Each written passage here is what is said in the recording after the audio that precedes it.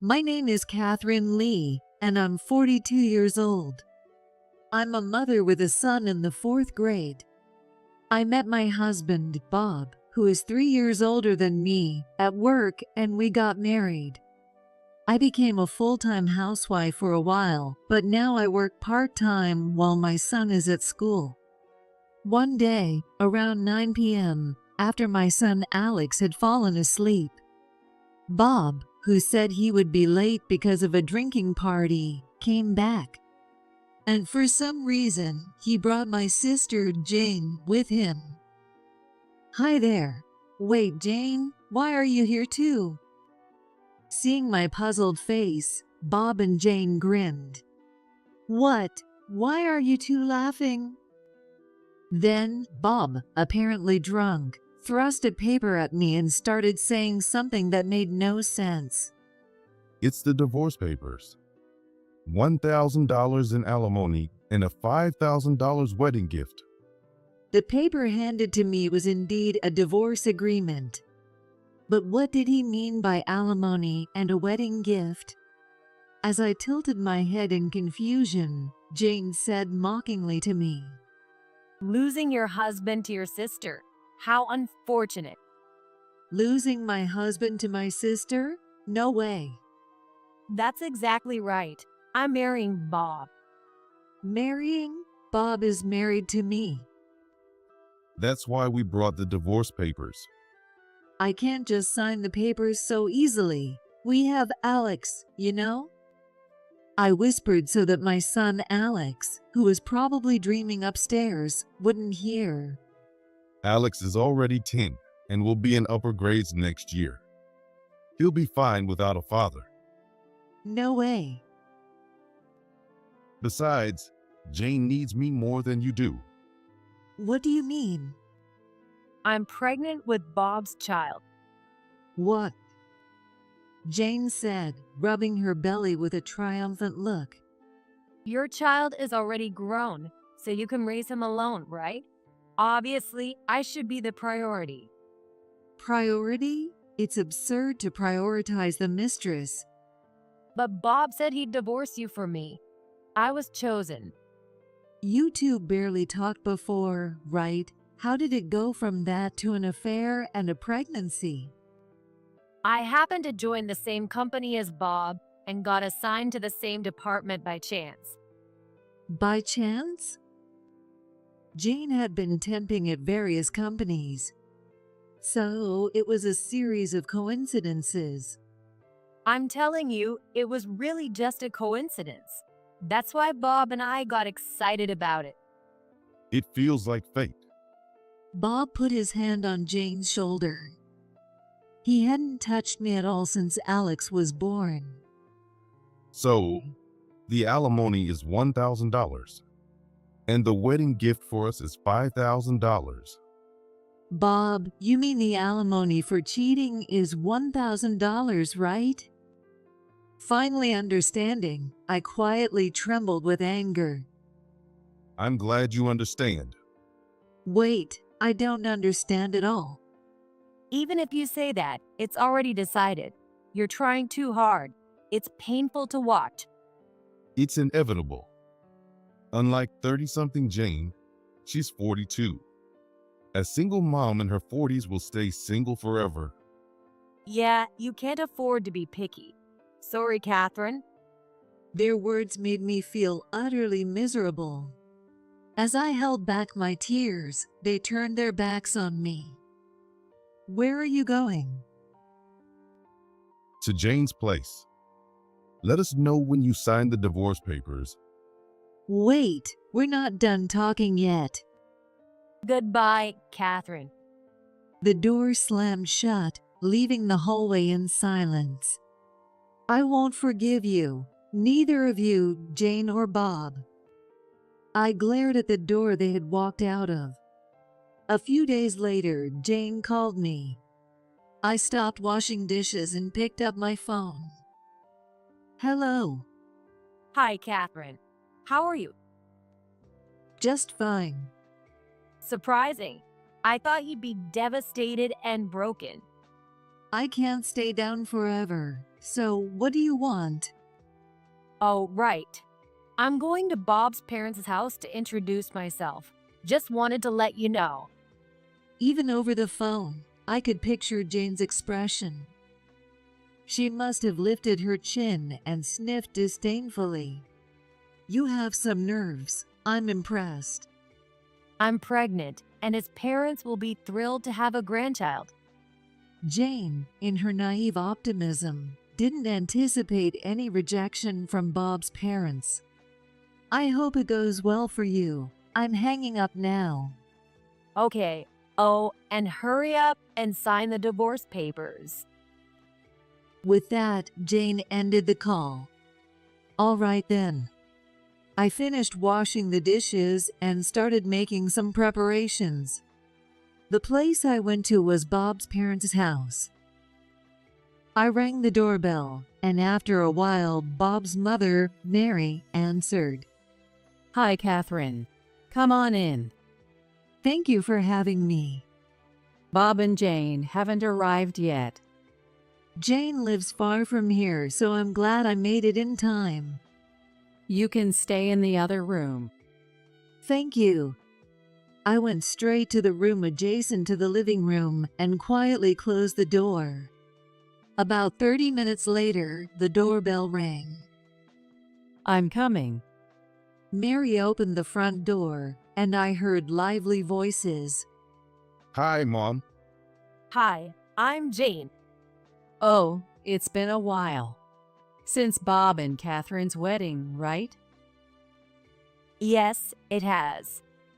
Mary's sarcastic tone went unnoticed by Jane, who looked around the hallway casually. I heard the footsteps of Mary, Bob, and Jane approaching the living room. They're here. A deep and resonant voice of Bob's father, Henry, echoed. Dad, we're back. Why are you here? Henry answered curtly. What's wrong, Dad? Are you in a bad mood? Bob's voice was followed by Henry's reply. You're the cause of it. What? Henry seemed to have directed his comment at Jane, as I heard her confused voice. Henry, did I do something wrong? Jane asked in a voice dripping with false sweetness. Stop that attitude. To Mary and me, Catherine is our only daughter-in-law. Well, sorry. Jane quickly apologized, seemingly understanding the gravity of the situation. Catherine, are these two fools as they seem to be?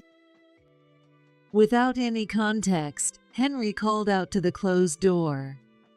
Dad, what are you doing? I opened the door just enough for one person to pass through and stepped out. Yes, they are fools. The two of them looked shocked to see me there. Why is Catherine here? Is it strange for me, the concerned party, to be here? When I heard Jane was going to visit Bob's parents, I called them immediately to let them know I was coming too. You've been hiding there all along? That's creepy. Are you that desperate to stay with Bob? Pathetic. About that, Dad. I've decided to marry Jane. Don't be ridiculous. You are married to Catherine. I already gave Catherine the divorce papers. She just needs to sign them. Just need to sign them. What about Alex? He's your son. But Alex is already in elementary school, right? He'll manage without a father. Besides, I'm pregnant with Bob's child. What? Bob, is this true? Asked by his parents, Bob replied proudly. It's true. That's why I want to marry Jane. Another grandchild is on the way. You'll be happy, right? A child of mine and Bob's will be adorable. You'll be happy to have more company, right? Bob and Jane were bubbling with excitement. You fool. Henry's voice boomed, shaking the house. The room fell silent. Bob and Jane froze instantly. Happy because a grandchild is on the way? If it were Catherine and Bob's second child, sure. But you two are just cheaters. That's right. There's no way we can be happy about this. Jane, who had believed Bob's parents would celebrate her pregnancy, looked stunned, blinking rapidly. You're not happy? What parents in the world would be happy about their son cheating with his wife's sister and getting her pregnant? Reprimanded by Mary, Bob hung his head like a scolded child. You're 45, aren't you? How long will you live so selfishly? You're no longer a child. You should be a respectable adult, married with a child. And yet, here you are. Mary sank into the sofa, covering her face. Henry patted her back gently. Bob, I never thought you could be so foolish and irresponsible. I'm a grown man. Adults have freedom. They should be able to do what they want. With freedom comes responsibility. You can't just do whatever you want. Don't misunderstand what it means. Seeing a 45-year-old being lectured by his parents was almost comical. Jane looked slightly uncomfortable watching Bob get scolded. Divorcing Catherine means taking away Alex's father. Are you willing to marry Jane knowing that? Well, yes. Then give Mary, Catherine, and me a reasonable explanation. A reasonable explanation? You must have a good reason if you're going this far to remarry. We need to hear it. I'd like to hear it too. I haven't received a proper explanation yet. Of course, you will explain that to us too. Henry glared at Jane. Me too? Of course. You stole your sister's husband. My in-laws and I waited patiently for the two of them to start explaining. Bob was the first to speak. Jane got assigned to my department, and we were surprised. So we went to have ramen for lunch together. Ramen? Mary couldn't help but repeat the word ramen in surprise. Jane ate it so deliciously, and I thought, this is nice. Catherine never eats much and doesn't eat ramen at all. Huh. And our conversations were really engaging. People who've been working in the company are different. They have more substance than someone working part-time.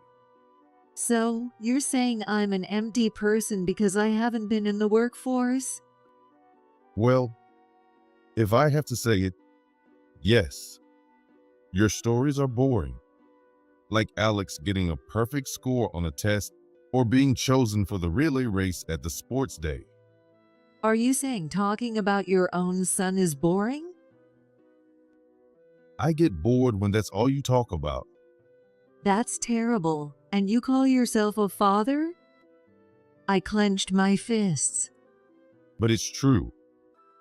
Jane and I started having lunch together more often and going out for drinks after work. That's why you suddenly started coming home late more frequently. Bob had been lying about drinking with coworkers. It's not a lie. Jane is a coworker. Exactly. Jane nodded. Then, I gradually became interested in Jane. And before I knew it, we were in a relationship. Before you knew it?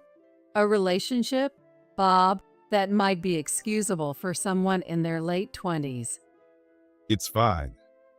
You can't stop yourself from liking someone. His excuse sounded like that of a lovesick teenager, making both me and my in-laws dizzy.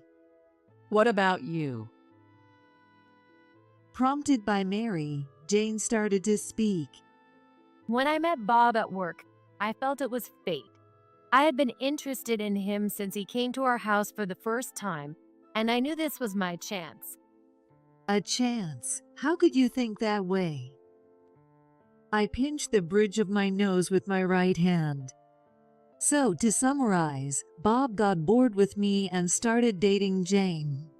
Jane was interested in Bob from the start and didn't care about me when she pursued him. Is that right? Well, yes, that's about it. There's no way I can accept that. Henry slammed his fist on the table. Startled, I jumped involuntarily. I wanted to hear a reason why you must remarry, leaving Catherine and Alex behind. This is just a story of selfishness. What? I told you the truth. If that's the truth, then you're hopeless. Mary sighed deeply. Even you, Mom? Parents should wish for their child's happiness first. Don't oppose what I want to do. That's right. It's not fair to Bob. Even his parents are against him. Jane began to side with Bob. Even if you oppose, we're getting married. We don't need parental consent for marriage. That's right. We'll do what we want, no matter what anyone says. Bob, stop it. Reconsider. You'll end up unhappy. My in-laws desperately tried to stop their son from following his misguided path. To any outsiders, it was clear that Bob was the one acting irrationally, but he was too agitated to see the situation clearly. Maybe it's time to call them. I opened the door while they were arguing. This time, I opened it wide enough for two people to pass through. I don't care about you anymore, Dad. What kind of childish statement is that? Are you in elementary school? I can make him happier than Catherine ever could. No way. You homewrecker. What? Enough, Jane. Just leave me alone, huh? What are you doing in someone else's house? What? Mom. How much more disgrace will you bring upon us? Dad, too? In fact, my parents had been hiding in the other room. They had been listening from the beginning. Bob, do you realize just how disgraceful your actions are? Robert, it's been a while. Why are you here? Could it be? I called them. You always meddle. Be quiet, Jane. I always thought you were trouble, but I never imagined you'd go this far. My mom was at her wit's end. I apologize for all the trouble our daughter has caused you. No, it's our son who has caused Catherine so much distress. We should be the ones apologizing. The parents apologized to each other repeatedly. Stop it, both of you. I'm not at fault. I just happened to fall in love with Catherine's husband. A decent person doesn't fall for a married man. With more opposition piling on, Bob and Jane were now overwhelmingly outnumbered. They clung to each other, backing into the wall. Jane, you can't get married. You can't even take care of yourself, let alone a family. That's right. Let's tell everyone here about your past misdeeds. Stop it. What has Jane done? Dad and Mom are just exaggerating. It's nothing serious. Really? Because to you, dead isn't serious? Did? Catherine. What's this about debt? Tell us more. Jane spent recklessly with her credit card in college. She had no means to repay, so our parents had to cover her debt. Well, that might happen to some extent. I had to borrow money from my dad once when I first got a credit card. And how much was that? About $200 or $300, I think. Jane's debt was $10,000. What? 10,000. $10,000? How did that happen?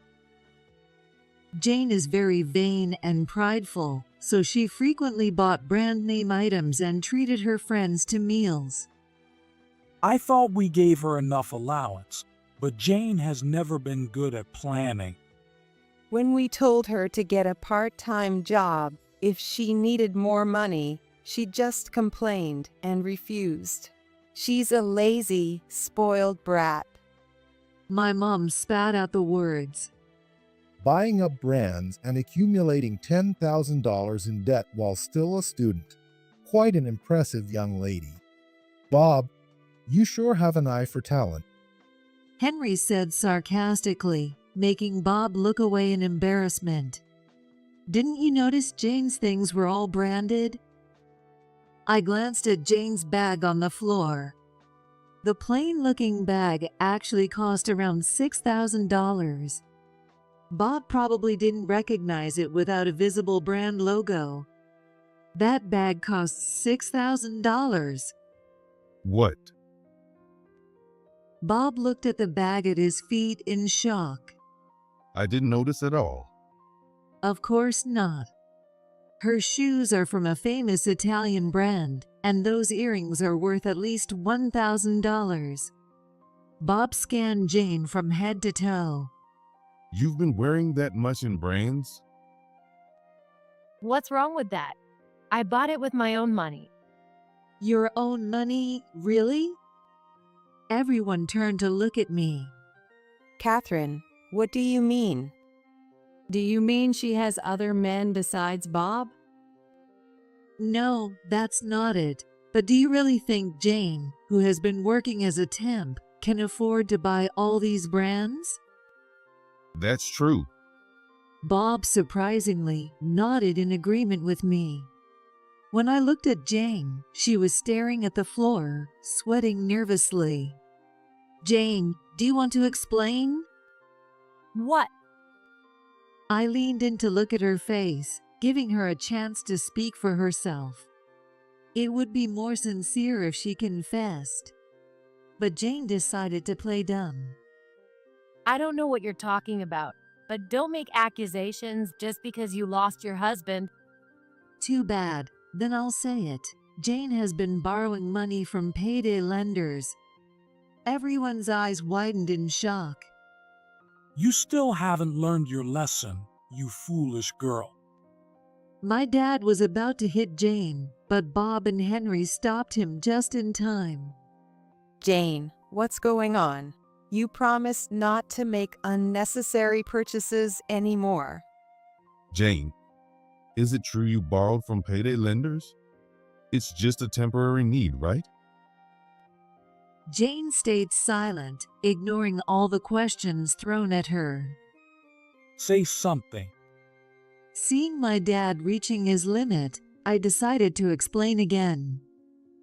After quitting her first job in 3 months, Jane survived on part-time and temp jobs. Obviously, her salary couldn't cover brand items, but Jane's vanity couldn't resist. So she started borrowing from payday lenders. My theatrical explanation made Jane's face turn red with anger.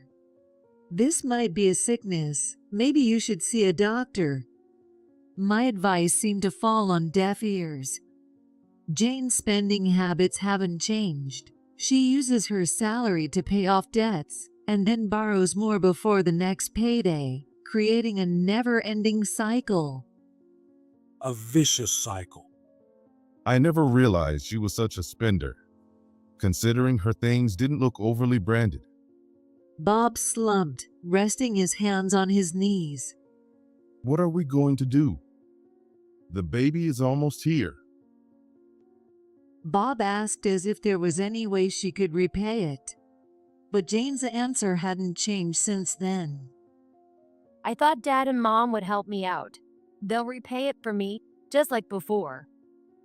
We won't help you. What? I said we won't help you this time. You can't be serious.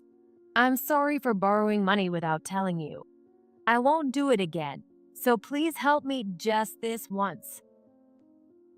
We're really fed up with you. When Catherine told us, Robert and I decided. Jane, you are disowned. Disowned? You're 36 years old now. We don't need to keep spoiling and taking care of you. By the way, you're disowned too, Bob. What? Me too. Both of them panicked as they were disowned by their parents. Why? I was planning to have my debt paid off as a wedding gift and get support once the baby is born. Did you really think you'd get a wedding gift after stealing your sister's husband? How shameless. You're no daughter of mine anymore. Mom, Bob, we won't give you any money either. We're saving it for Catherine and our dear grandson, Alex. Isn't the baby also your grandchild? That's cruel. that's right. It's unfair. The baby doesn't deserve this, but we won't see the child. Yes, What? To us, Alex is our only grandchild. We won't give a penny to any other child. We thought you were prepared for that when you decided to remarry. Bob and Jane had taken their parents' support for granted. Hearing that both sets of parents had disowned them, they turned pale. What are we going to do? Maybe we should call it off. What? Jane glared at Bob, who suddenly got cold feet. He was finally realizing he would be stuck with a debt-ridden Jane and their child. What are you saying now? I've already told my friends about our marriage. That's your problem. You rushed into this without even meeting the parents first. This is my fault? Yes, it is. I didn't know you had debts. That's why I'm having second thoughts. Any man almost 50 years old should easily cover his spouse's debts. That's the first I've heard of that. The two of them yelled at each other. We watched them like spectators at a zoo. After a while, Bob suddenly turned to us and said, I've decided. I'm not getting divorced. "Not getting divorced?" I'm not marrying Jane. I want to stay with Catherine and Alex like before. Don't be ridiculous. Sorry, but I'm going through with the divorce as planned, whether Bob marries Jane or not. Bob is going to marry me. Stay out of it, Catherine. Jane suddenly grabbed my collar. Our parents stepped forward to intervene, but I shook Jane off myself. Watch it. I'm not letting Bob go. Please take him. I don't want him. I'm not getting divorced. At that moment, the door quietly opened. Mom, Alex, I told you not to come out. Alex had actually been in the other room too. I didn't want him to see this, so I told him to stay home, but he insisted on coming. Even if Mom and Dad are going through a tough time, don't you want to come? yes, I think it's important to know what's happening for the future. His response was so mature for a 10-year-old that I was taken aback. So Alex was here. Alex, it's been a while. How have you been? Bob put on an obvious smile and reached out to Alex. But Alex stayed by my side. I've been good. I have fun every day, even without you, Dad. Oh, really? Is there anything you want? Any problems? I'll fix them for you. Bob desperately tried to win Alex over. It was obvious he was using their child as a means to reconcile. I don't really need anything. If I do, Grandpa and Grandma will get it from me. But What?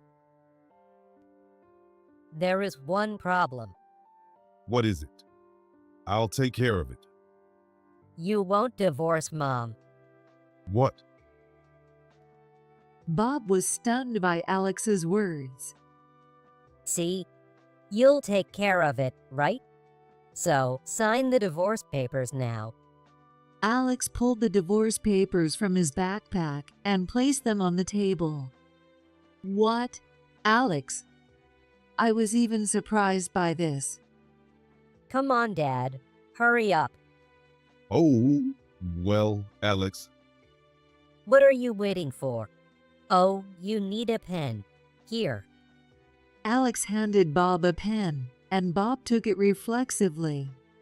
Well prepared, I see. Good job, Alex. My parents patted Alex's head. Hurry up and sign. Don't keep everyone waiting. oh. Under pressure, Bob finally signed the divorce papers. Next, sign these. What now? Documents for alimony and child support. Sign here and here. Wait, we'll need money for our child. Are you trying to take everything? You too. Here are your alimony papers. Me too? Of course, both of you will pay properly. The fact that you're having a baby doesn't concern me. The day Bob left the divorce papers, I prepared the documents with a lawyer. We can't pay this. Considering our own lives, it's impossible. They were pathetic, whining about the mess they had created. Stop whining and sign already. When Henry shouted, the two of them, sweating profusely and scurrying around, froze. Sign it now. Under pressure from everyone, they signed all the documents. I'll send all of Bob's belongings over. Got it. Bob, once you get your stuff from Catherine, leave within a week. Are you really disowning me? Yes, I am. And Jane, don't you dare set foot in our house again. Mom, Well, I'll be leaving now. Wait, Catherine. You're just going to leave me? It's best to get rid of what's unnecessary right away. sis, wait. I don't have a sister. Goodbye, Grandpa and Grandma. Goodbye, Alex. Come visit us again. Leaving the crying pair behind, Alex and I went home. I had already changed the locks. After that, my divorce from Bob was finalized. Both of them paid alimony and child support, which was a relief. Since Jane didn't have money, she probably borrowed more from somewhere. Bob and Jane didn't end up getting remarried and are in a waiting phase. However, Bob's finances will likely get even tighter, as he will probably have to pay child support for Jane's baby as well. As for me, I sold the house I received in the divorce and moved back to my parents' house with Alex. Alex quickly adapted to his new school and enjoys every day. I quit my part-time job and started helping out at home. My dad owns several parking lots, so I will eventually take over. I'm learning a lot from my dad for that time. I don't have to worry about money for Alex's future, and am enjoying my days.